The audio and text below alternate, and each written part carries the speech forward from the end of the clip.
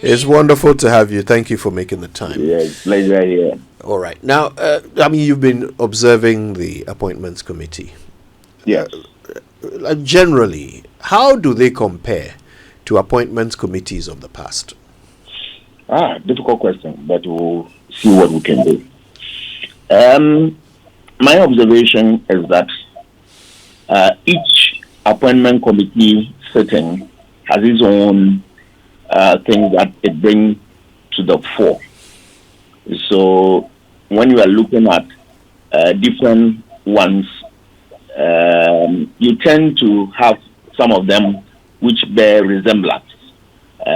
Some of them almost the same fashion, but of course, some are poles apart in terms of substance, in terms of content, and then even posture and behavior and attitude of those who are in charge. But let me come back home to look at what we are seeing now. I must say that I've not been able to watch all because I have other official engagements. But when I'm free, especially after days work, I watch some of these things.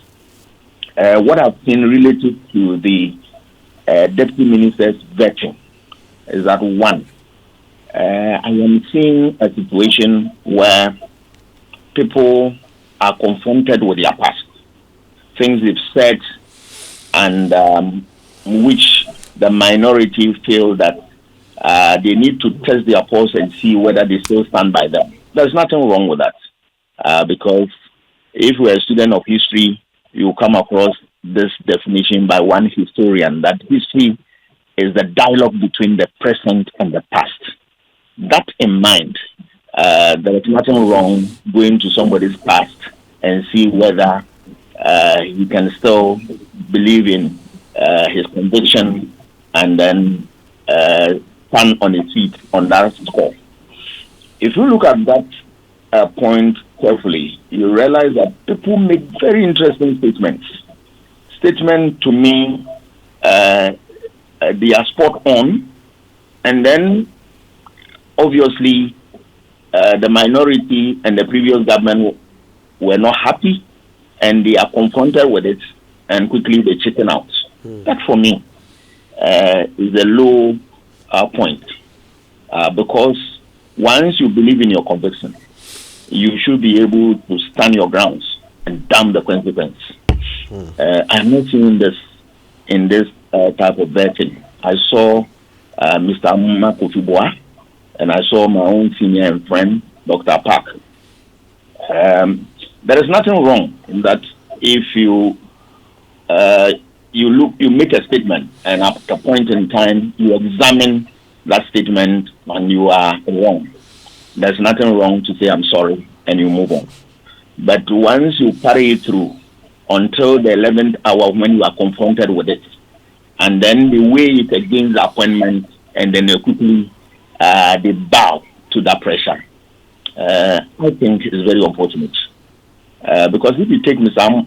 Abua's statement, that was a true reflection of the situation at the time. So why was he dilly-dallying? I didn't understand that. My good friend, Dr. Park, and my senior, yes, you made a statement. And I know him to be a very bold person, a former chief under my own former deputy chief under. No, he's very bold. But why at the 11th hour, he chicken out and said it was harsh?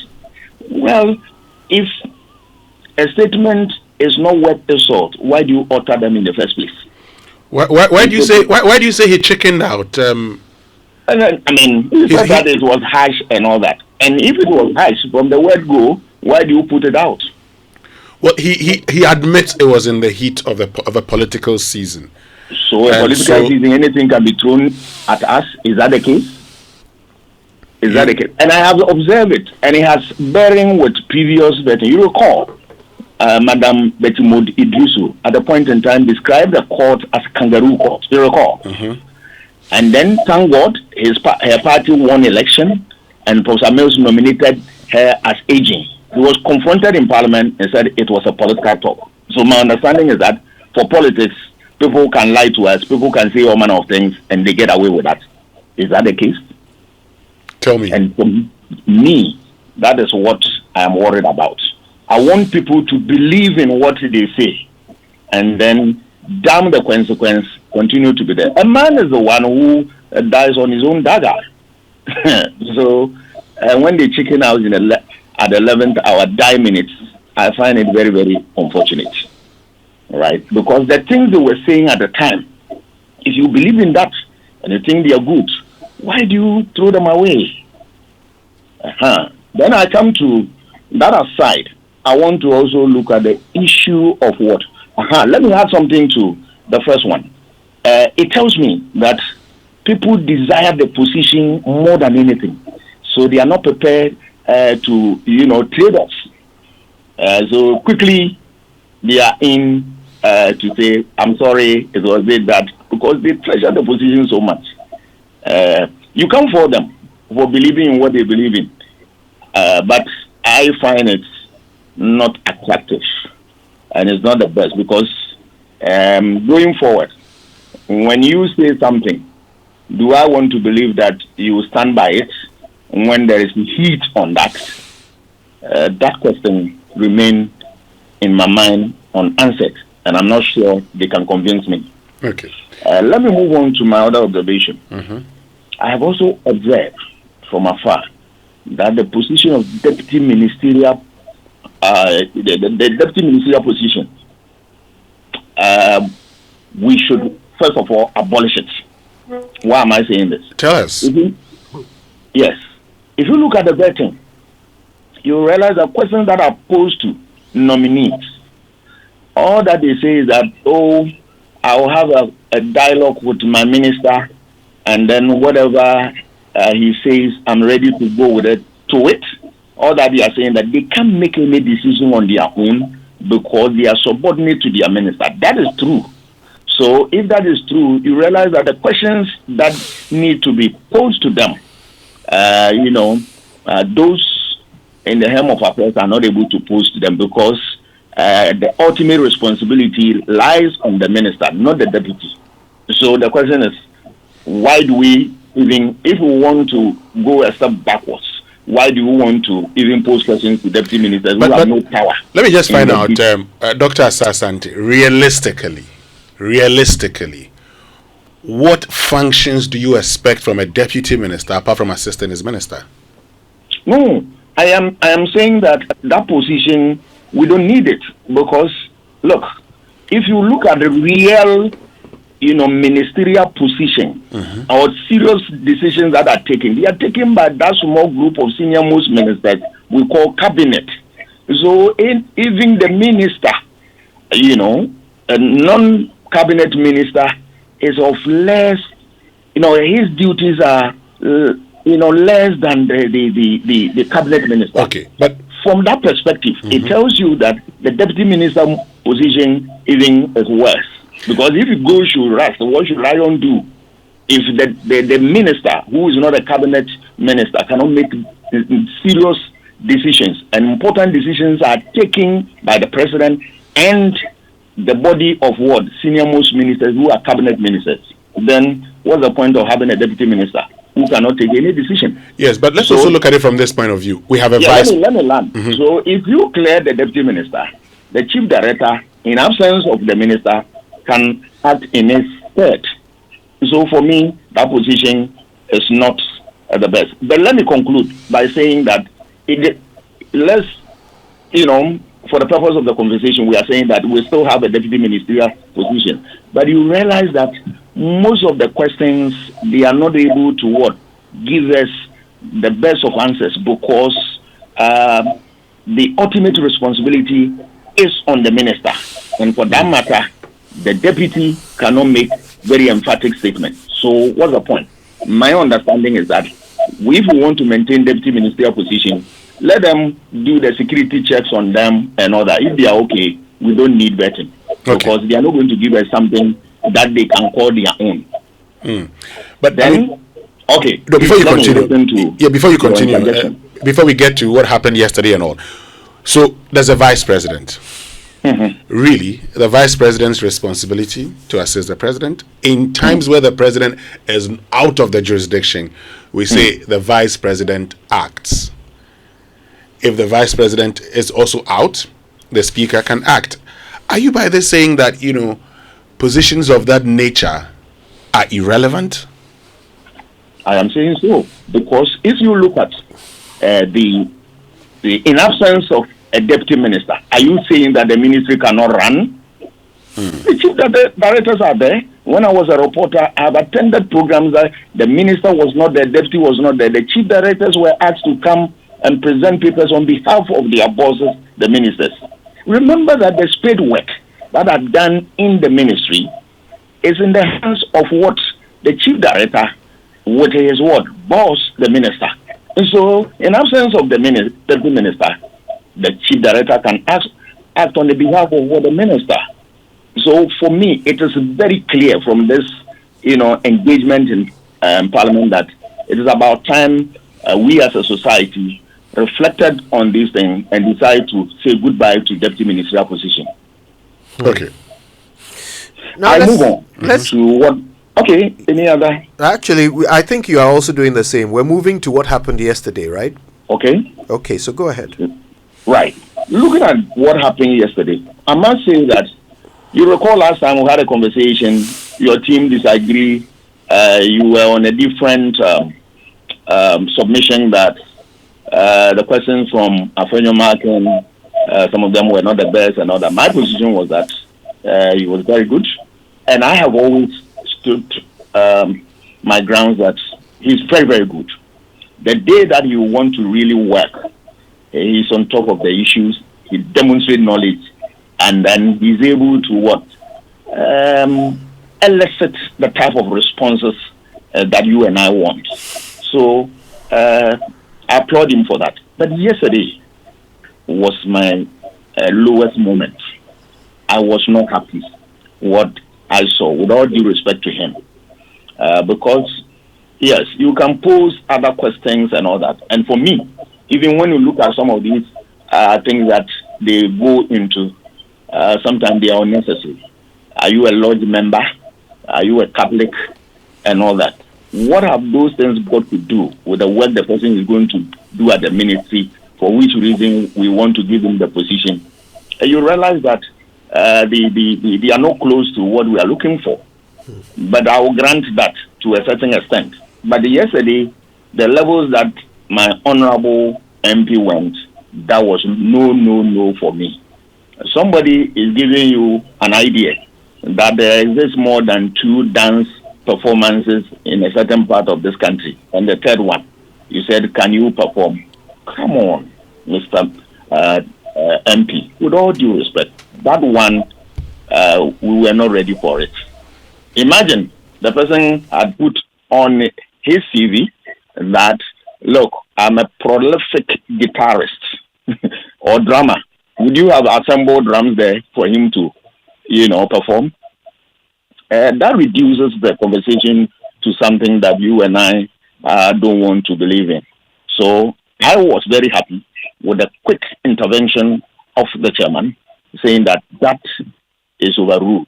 Yes, they should have gone on after it has been overruled, because that is not the essence of all these things, to have a certain understanding about what the capability of the individual to handle such a public portfolio.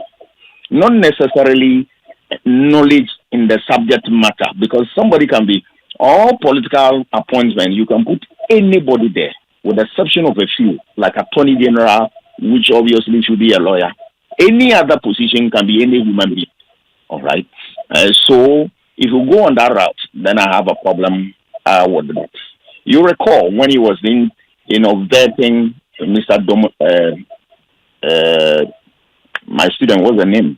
The Deputy Agric Minister, Dumelo.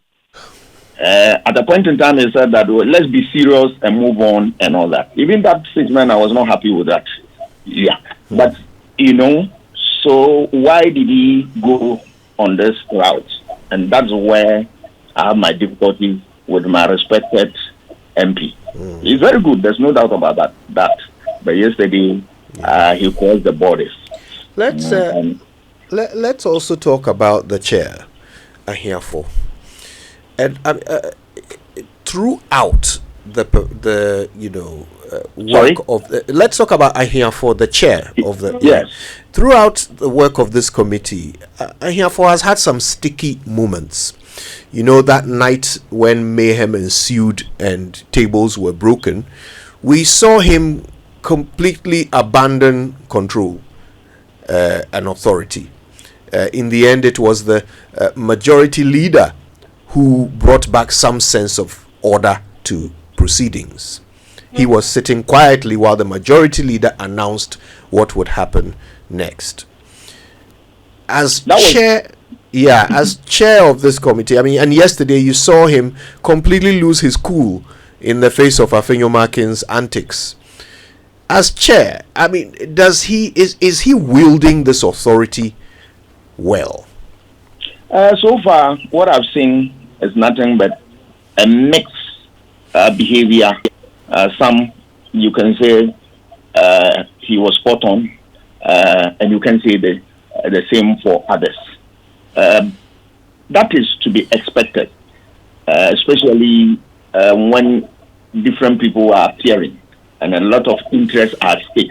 You can understand some of these things. But where you and I want to agree is that he should be able to put his foot down and then be in charge, and of course, respect the views and behavior of others. He should be able to navigate his way through this tricky process so as to win the confidence of all of us who are watching the process. But I think it's a learning curve for him. If I look at his demeanor, he's somebody who's ready to learn, and that I'm sure he'll take it in his stride and build on, and then be able to handle that portfolio with all the finesse and tactics that he is supposed to command to shepherd the process to the logical conclusion.